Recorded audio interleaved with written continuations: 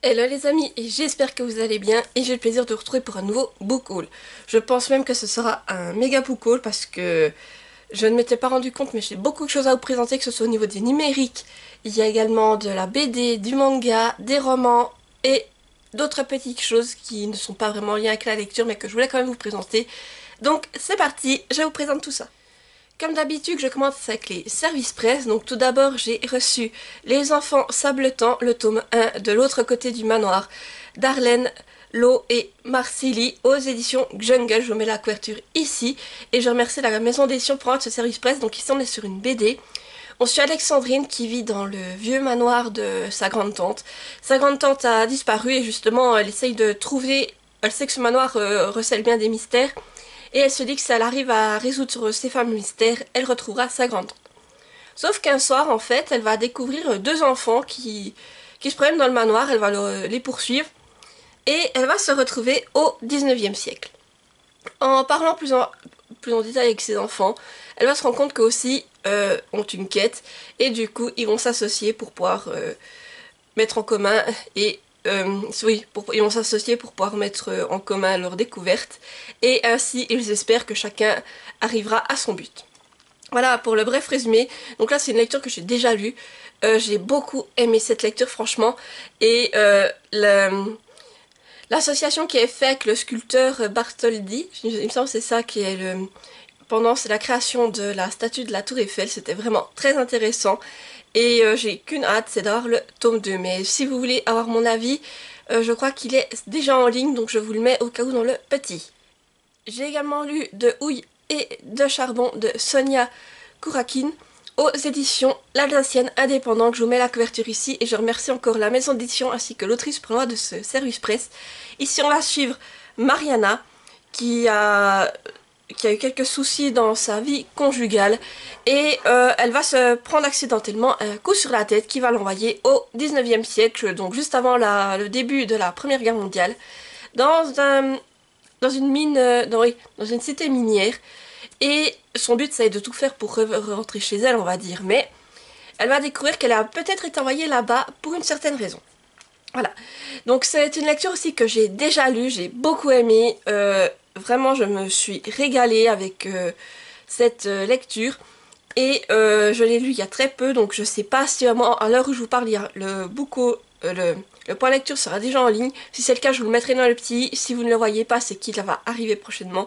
Mais en tout cas, j'ai passé un très bon moment de lecture et je ne peux que vous le recommander. J'ai beaucoup aimé la manière dont on switchait entre le passé et le présent. J'ai également reçu l'Académie du disque d'argent, le tome 1 Vagabond 21 et le tome 2 Adémonia de LP Hurel aux éditions Explora. Donc je remercie encore la maison d'édition pour l'envoi de ce service presse et je vais vous lire le résumé du premier tome. D'aussi loin qu'elle se souvienne, Emma a toujours rêvé d'explorer l'univers.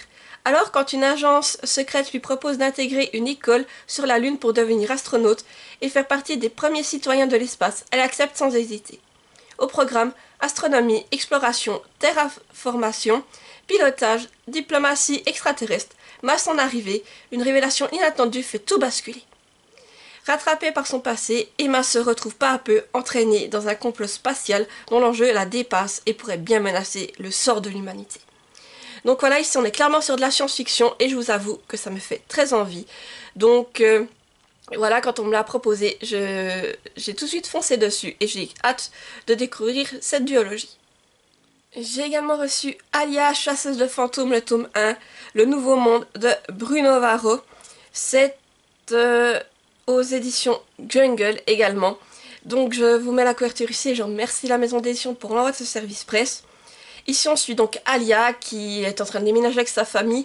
Ils vont... En fait, sa famille va emménager dans l'ancienne maison de son grand-père.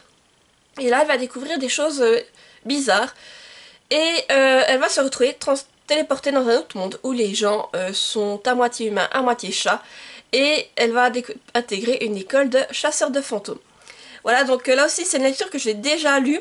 J'ai passé un agréable moment, j'ai beaucoup aimé cet univers et surtout la manière dont sont faits les personnages. Franchement, je me suis régalée. Et voilà, je n'ai qu'une hâte, c'est de lire la suite. J'ai également reçu Druides, le tome 1, Les apprentis du printemps, écrit par Fernandez et Violo. et c'est aux éditions Jungle. Donc je vous mets la couverture ici et je remercie encore la maison d'édition pour sa confiance. Ici on est sur une BD comme d'habitude et je vous lis le résumé. Les druides du cercle du chêne ont disparu. Pour les remplacer, le conseil recrute 3 adolescentes très différentes, Ambre, Gwen et Morgane, qui vont chambouler les vieilles traditions druidiques.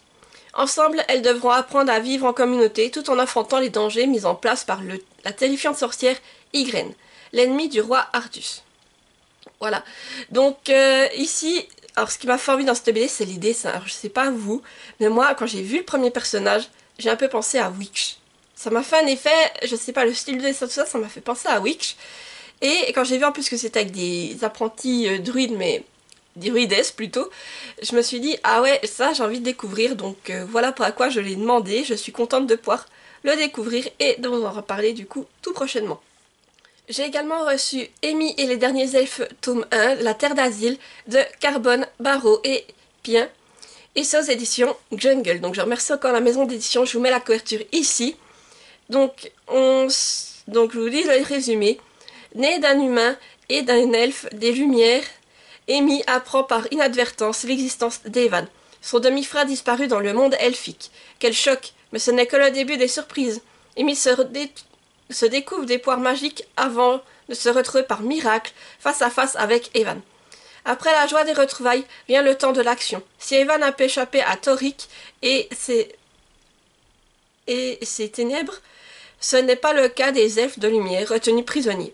Dès lors, les elfes exilés sur Terre doivent se réunir au plus vite afin de sauver les leurs. Voilà, donc c'est une histoire que le résumé m'a bien intéressé. Et puis je vous avoue que je pense que c'est un loup au fond de l'image de la couverture. Ça m'a d'autant plus attisé. Donc en tout cas, j'ai hâte aussi de la lire et vous la verrez passer tout prochainement. Et mon dernier service presse, il s'agit de Les Gardiens du Cycle d'Achille Ezekiel. J'espère que je l'ai dit juste parce que moi et les noms de famille, on n'est pas copains, vous le savez. Donc si je les prononce faux, je m'excuse d'avance. Voilà, donc c'est un livre en auto-édition que l'auteur a eu la gentillesse de me faire parvenir. Donc merci encore pour ta confiance. Je vous montre la couverture qui est juste sublime. Et quand il me l'a proposé aussi, c'est quelque chose qui a beaucoup joué. Quand j'ai vu ce coup, je me suis dit, ah ouais, ça m'intéresse rien que de voir la couille. Après, j'ai lu le résumé, je me suis dit, d'accord, là, encore plus. Donc, je vais vous lire le résumé. La famille, c'est dangereux. La société du cycle a renoncé au métal et à l'électricité.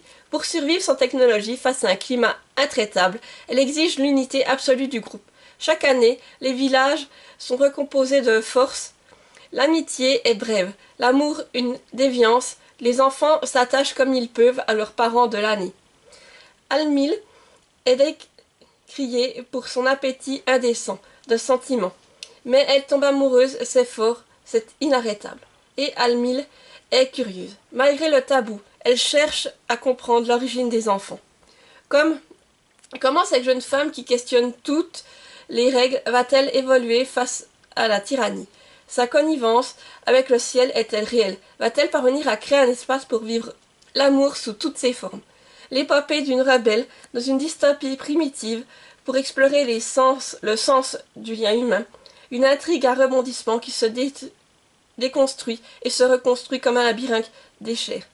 Un tourbillon addictif qui nous hype et nous hante. Voilà, donc comme je vous dis, ça me fait très très très envie. Bon, c'est une belle bricasse, hein, je vous avoue. Il fait plus de 550 pages et il écrit quand même taille standard mais assez serré. Si je trouve un début de chapitre pour vous montrer. Voilà. Voilà, en tout cas, comme je vous dis, le résumé me tente bien et maintenant j'ai hâte de le lire. Donc vous aurez aussi un retour tout prochainement et encore merci Achille pour ta confiance. Et avant de passer au livre que je me suis acheté, on va passer d'abord au livre que j'ai reçu. Donc tout d'abord, j'ai reçu de la part de mon amie Julie. En fait, avec d'autres personnes, on a fait un échange de livres. Donc je lui ai envoyé plusieurs de mes livres d'occasion. Et elle, en retour, m'a envoyé plusieurs livres ou éléments qui étaient dans ma wishlist. Donc, merci encore à toi, Julie. Donc, je vous mettrai son compte Insta dans la barre d'infos si ça vous intéresse. Donc, tout d'abord, elle m'a envoyé le tome 21 de Détective Conan par Gosho Aoyama aux éditions Kana. Voilà. Donc c'est une, vous savez, Détective Conan, j'ai envie de les continuer, donc c'est vraiment cool comme ça, je pourrais gentiment avancer, surtout que Chéri, il arrête pas de me dire mais avance, regardez les dessins, avance parce que j'aimerais bien continuer dans la série animée. Voilà, donc ce sera l'occasion pour le coup, mais il faut que je m'y remette, mais ça me fait plaisir. Sinon Julie m'a également envoyé 2 BD, le tome 3 d'Equinox, c'est donc Cheval de Feu, c'est écrit par Wallenstein et Gate, et c'est aux éditions Dracou. Donc je ne vais pas vous lire le résumé pour ce tome, vous aurez tout dans la barre d'infos, cas où, pour retrouver le tome 1, mais si mes souvenirs sont bons, c'est qu'on est sur un peuple qui peut se transformer en animaux, donc pour certains c'est des chevaux, d'autres animaux, sauf qu'à un moment donné, il va y avoir un souci avec la lune, et ils vont se retrouver bloqués, donc certains sous leur forme animale, d'autres sous leur forme humaine, et d'autres dans une forme entre les deux. Et je crois que ça va être la panique totale dans cet univers. Voilà, donc moi je ne l'ai pas encore lu, je voulais quand même la suite parce que je pense que cette BD va me plaire, en tout cas j'adore les dessins, les illustrations sont superbes. Et juste pour vous montrer un exemple, voilà, c'est vraiment magnifique. Donc merci beaucoup Julie. Et elle m'a également envoyé Chevaux de Foudre, et là c'est aussi écrit par Aurélie Wallenstein et Béatrice Penko-Sechi aux éditions Dracou, toujours, regardez là. La couverture est magnifique. Et là, je vous lis le résumé parce que apparemment c'est un one shot. Moi, pendant longtemps, j'ai cru que c'était lié à Equinox, mais non, c'est une histoire totalement à part. La révolte d'une jeune esclave et d'un cheval indomptable. Capturée à Rome, Thalie est précipitée dans le monde des courses du déluge. Des esclaves chevaux les fulgurent. Chevaux de foudre imprévisibles qui peuvent d'un éclair tuer leurs cavaliers. Mais Thalie établit un lien avec Ira, un étalon exceptionnel, lui aussi épris de liberté, et ensemble ils vont tenter de briser leur chaîne. Un beau et fougueux récit au cœur de la relation entre humains et animaux. Voilà, donc ce livre m'a fait aussi très envie. Les dessins, je les trouve aussi super beaux. Voilà, pour vous montrer un peu les planches. Donc voilà, merci encore Julie, parce que vraiment ces 2 BD me faisaient très envie. Et pour finir, Julie m'a encore envoyé quelques petites choses qui ne sont pas vraiment liées à la lecture, mais que je vous montre quand même. Tout d'abord, elle m'a envoyé des stickers, voilà. Je sais pas si vous voyez bien, mais c'est des stickers un peu livre vintage. J'en avais déjà commandé un exemplaire. Je vais contrôler par rapport à l'autre que je vous avais montré en vidéo. Je vous le mets ici au cas où si vous n'avez pas vu, c'est que je vous montrais vraiment qu'est-ce que vous aviez dans ce lot. J'ai contrôlé si ce lot-là est similaire à l'autre. Et si c'est pas le cas, je vous tournerai aussi une vidéo parce que je sais qu'il y a un lot que je crois que j'avais mis 2 fois. Parce que j'aime bien les dessins. Et que je savais que j'allais régulièrement l'utiliser si je devais vous faire des petits mots, des choses comme ça. Donc je ne sais pas si c'est celui-ci, mais en tout cas il me semble que les stickers se ressemblent beaucoup, donc voilà, vous verrez si vous voyez une vidéo passer prochainement à ce sujet. Et elle m'a aussi pris des livres de coloriage, donc elle m'a pris tout d'abord le coloriage mystère L'Âge de glace. Alors celui-là il me faisait super envie en fait, parce que j'ai toujours adoré L'Âge de glace, et de pouvoir colorier autre chose un peu que du Disney, c'est toujours agréable. Et dans celui-ci, on a des doubles pages. C'est ça qui est super sympa. Je vous montre juste une page au hasard. Voilà. Vous voyez là, en haut, c'est une double page après des pages normales. Donc, au cas où, je pense que je ferai une vidéo où je vous montrerai un peu comment est l'intérieur, en vous disant ce que j'en pense, niveau comment donne les traits, si c'est assez foncé, etc., si on s'y retrouve bien. Et ensuite, je vous ferai une vidéo où je vous montre justement les solutions pour ceux que ça intéresse. Et pareil, elle m'a également acheté un autre livre de coloriage mystère. Ici, il s'agit de Merveilleux animaux. Il y a 40 coloriages mystères. Donc là aussi, ça va changer. J'avais feuilleté ce livre, je crois, une fois à la FNAC. J'avais vu les colos et je m'étais dit, ah, ça, j'aime beaucoup. Donc ici, c'est le même système, sauf qu'en fait, déjà, vous avez un colo par page. C'est pas du recto verso, donc je me dis, je pourrais déjà colorier au feutre à alcool, ce qui peut être agréable. Et à la fin, vous tombez sur des colos de ce style-ci. Très coloré, pétant, moi en tout cas j'aime beaucoup. Et j'ai hâte de le commencer, puis là comme l'autre je pense je vous ferai une vidéo où je vous montrerai les solutions si ça vous intéresse. En tout cas encore merci Julie, et si comme je vous dis vous êtes à la recherche de livres d'occasion, n'hésitez pas à m'envoyer un petit mail, je peux toujours vous envoyer les livres qu'il me reste dont je me sépare, et pour procéder à ce style d'échange. Et en tout cas merci beaucoup Julie, car là tu m'as vraiment gâtée. Sinon, j'ai également reçu le tome 3 de A Silent Voice de Yoshitoki Oyama.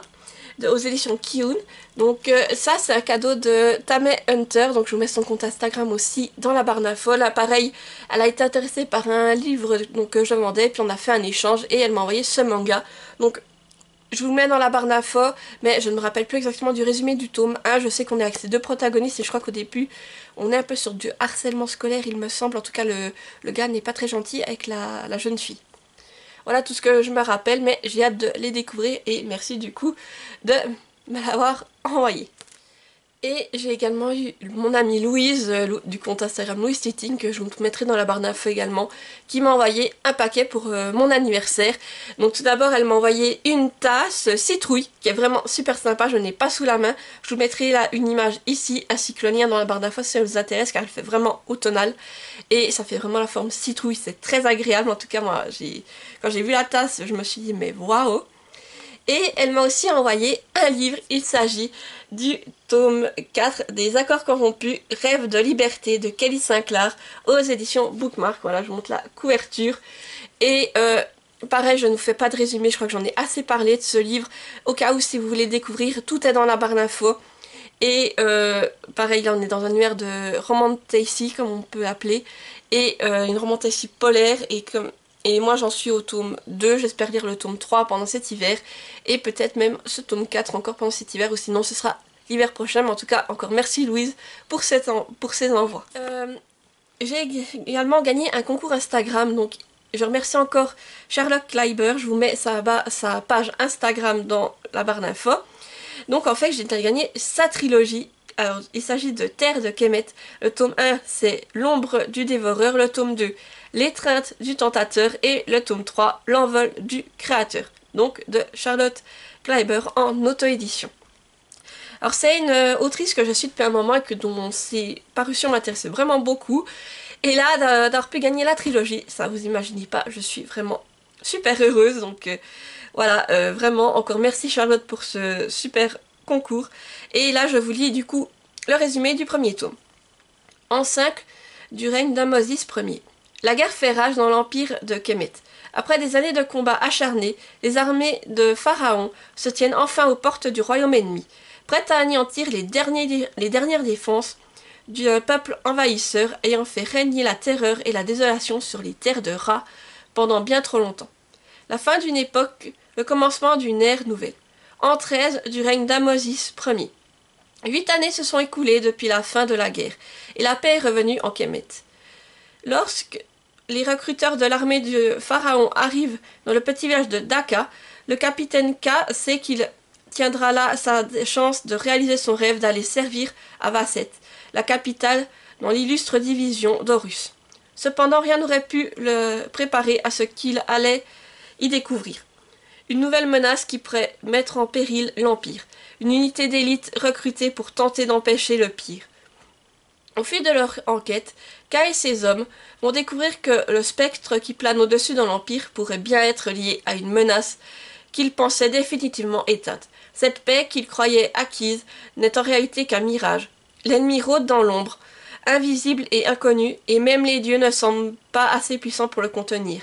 La magie est à l'œuvre, et le capitaine va devoir s'entourer de personnes de confiance pouvant lui venir en aide. Ils n'ont rien en commun, sauf une chose peut-être, leur désir de sauver le monde et d'enfermer définitivement le chaos au fond d'une prison dont ils n'auraient jamais dû sortir. Voilà, donc moi ça me fait super envie, et puis en plus on est dans de l'Égypte antique, donc j'ai envie de vous dire, mais vraiment, j'ai hâte. Donc après, je pense que c'est une lecture qui se prêtera bien pour l'été, donc je vais me caser en tout cas le premier tome pour l'été prochain. Mais vraiment encore merci Charlotte pour ce concours et vraiment j'ai hâte de me lancer là-dedans. Ensuite avec Chérie, nous sommes allés à la Bourse aux Livres de Belfort, donc je vous ai fait un vlog pour l'occasion, je vous le remets au cas où dans le petit i si vous l'avez raté. Et là je vais vous montrer ce que j'ai acheté pendant la Bourse aux Livres. Donc c'était tous des livres d'occasion qui sont vraiment vendus à des prix raisonnables. Donc pour commencer, j'ai acheté le troisième tome de Kingdom Hearts. C'est écrit par Shiro Amano et sous éditions Nobby Nobby. Voilà, je monte la couverture. Alors ici, ça reprend les histoires un peu des Kingdom Hearts, avec donc on retrouve les personnages Disney. Et là, je ne vous fais pas plus de résumé parce que j'ai peur de m'en mêler les pinceaux. Je n'ai pas encore lu le tome 1 et je crois que c'est assez dur. Alors, je suis même pas sûre d'avoir pris la bonne suite. Je vais déjà contrôler ceci et au cas où voir si je comprends quand même l'image, l'histoire sans avoir lu le début, si c'est pas la bonne suite. Voilà, mais en tout cas, je l'ai trouvé. Je me suis dit, tiens, comme il y a du Disney dedans, moi j'aime beaucoup, donc je l'ai pris. Et pour vous montrer les images, là, je crois qu'on est dans plusieurs univers Disney. Je sais pas dans lesquels on va, mais vous voyez, il y a vraiment toute l'association avec Disney. On retrouve Donald et Dingo et notre protagoniste. Voilà, c'est vraiment tiré des fameux jeux. J'ai commencé les jeux aussi, mais j'ai été embêtée à un moment donné. Je crois que j'ai vite abdiqué, mais il faudrait que je m'y remette. Sinon, j'ai acheté les 3 premiers tomes de Malenfer. Voilà, donc le premier Malenfer, c'est La forêt des ténèbres, c'est de Cassandra O'Donnell et c'est aux éditions Flammarion Jeunesse. Voilà le tome 1. Hop, attendez, je le prends comme il faut. Voilà, le tome 1. Le tome 2, hop, qui se nomme La source magique. Et le tome 3, Les héritiers. Voilà. Donc, comme je vous disais, je voulais relire du Cassandra O'Donnell et là, ils étaient vendus les 3, je crois, pour 12 euros, 10 euros, vraiment pas cher. Et je me suis dit, bah, c'est l'occasion d'avoir 3 tomes. En plus, ils sont en très bon état pour commencer une nouvelle saga. Et là, c'est une saga jeunesse, donc ça peut vraiment m'intéresser. En tout cas, j'ai beaucoup aimé les couvertures. Donc, je vous lis le résumé du tome 1. La forêt maléfique grandit et s'approche chaque jour davantage de la maison où vivent Gabrielle et sa petite sœur Zoé.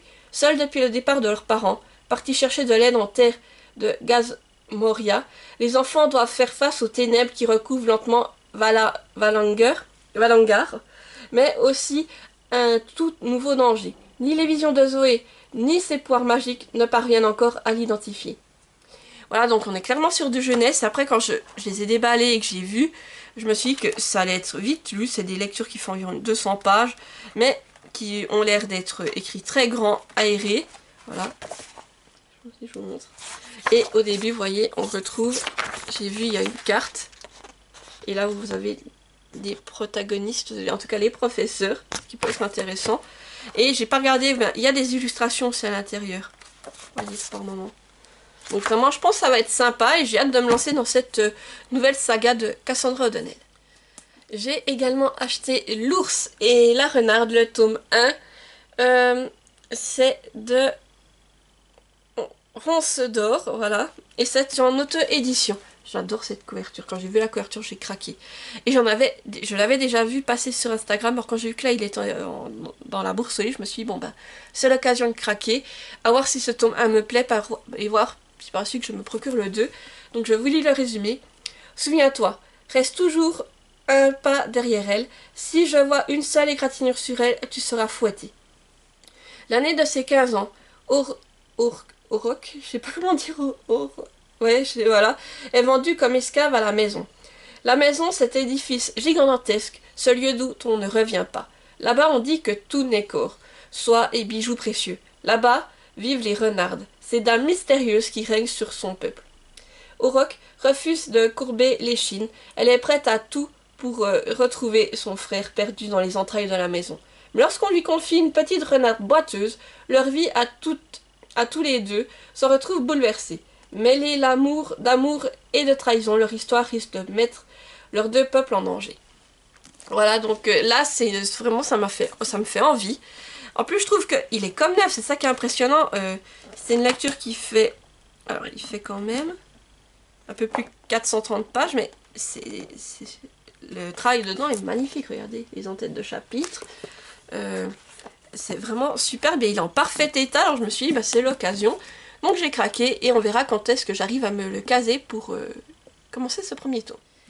Et pour terminer ce book haul, on va passer à mes 2 derniers achats qui n'en sont pas vraiment, car en fait, pour mon anniversaire, j'ai également reçu de la part de ma meilleure amie un bon Fnac.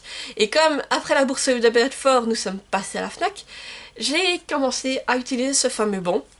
Et voilà, j'ai craqué donc pour 2 lectures, et ce sera les 2 dernières du book haul.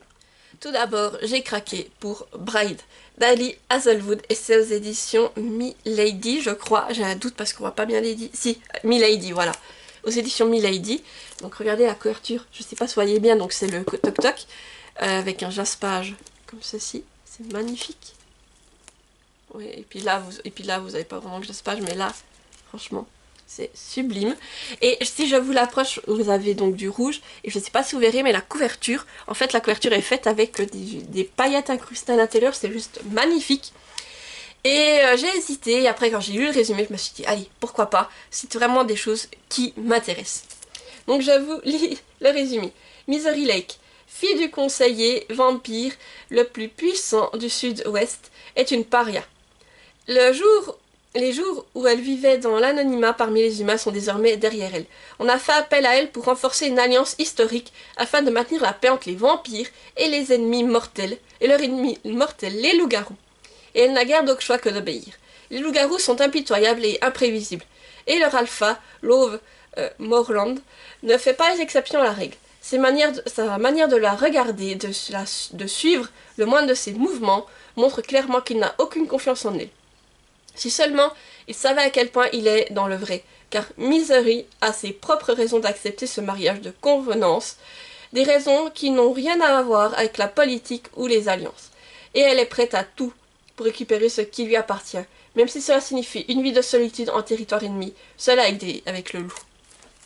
Voilà, donc on est clairement, je pense, sur une histoire vampire-loup-garou, voire peut-être une romance. Donc j'avais envie de la découvrir, et c'est pour ça, en plus, quand j'ai vu l'édition collector, j'ai craqué. Et le dernier achat ne va pas vous étonner si vous me suivez depuis un moment, parce que franchement, ce livre a été dans ma wishlist dès que j'ai appris qu'il allait sortir. Et là, ça a été la première chose que j'ai été contrôler à la FNAC, voir si je le trouvais dans cette édition-là. Et dès que je l'ai vu, ben, il a fini dans le panier, en fait, voilà. Donc je me suis acheté le premier tome d'Agence Perdido, les derniers retrouveurs de Victor Dixon aux éditions Barrière Jeunesse. Et bien entendu, j'ai pris la version collector. Regardez cette beauté.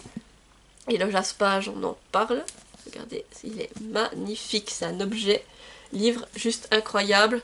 Et à l'intérieur, voilà, vous avez, c'est comme ça. Mais vraiment, quand je l'ai vu, ça fait bon, bah toi tu repars avec moi. Surtout que c'est du Victor Dixon, et celui-ci je l'attendais avec impatience. Donc je vous lis le résumé. Chaque jour, des objets et des gens disparaissent. Vous les pensez perdus, et ils ont été volés par des créatures venues d'un autre monde pour arracher des morceaux d'une autre. Les croque-mitaines. La vie de Lucie bascule quand sa mère disparaît mystérieusement. La jeune orpheline en est réduite à voler dans les trains de New York pour subsister, jusqu'au jour où elle fait la connaissance de Rita Perdido, une femme entourée de secrets qui lui propose de rejoindre son agence de retrouvage. Lucie découvre qu'elle fait partie d'une caste en voie de disparition, les retrouveurs, qui ont le pouvoir de pénétrer dans les oubliettes pour en rapporter les objets, les personnes et les souvenirs perdus. Persuadée que sa mère est enlevée par un croque-mitaine, Lucie se lance à sa recherche. Mais à mesure que s'éteignent les derniers retrouveurs, les croque-mitaines gagnent en puissance et préparent leur effroyable revanche contre la surface. Voilà, donc là j'ai hâte de voir comment va être traité le mythe du croque-mitaine. Et franchement, la couverture me fait trop envie. Et ça reste du Victor Dixon, donc comme je vous dis, moi plus j'ai du Victor Dixon dans ma palle, plus je suis contente. Mais j'espère le lire assez rapidement. Je ne sais pas encore si je vais enchaîner sur Vampiria, le cas Jack Spark, dans celui-ci, voilà, à voir. Mais en tout cas, je suis contente, ça me fait un Victor Dixon en plus dans ma palle. Et voilà, j'arrive au bout de ce book haul. N'hésitez pas à me dire en commentaire si vous avez lu certains de ces livres, ce que vous en avez pensé. Comme d'habitude, si vous êtes trop timide pour laisser un commentaire, mettez-moi un emoji. Donc l'emoji des book hauls, vous pouvez me mettre les 3 livres entassés, ou vous pouvez faire référence à un livre en particulier, soit avec un cheval pour parler d'équinoxe ou de chevaux de foudre, soit avec un loup, soit un flocon, voilà, tout ce qui vous passe par la tête. N'hésitez pas, faites-vous plaisir. Et comme d'habitude, n'hésitez pas à mettre un petit pouce en l'air pour soutenir la vidéo, à activer la petite cloche pour ne pas rater les prochaines, et surtout à vous abonner car ça fait toujours plaisir et ça soutient la chaîne. Sur ce, je vous dis à bientôt pour une nouvelle vidéo et portez-vous bien. Bye bye.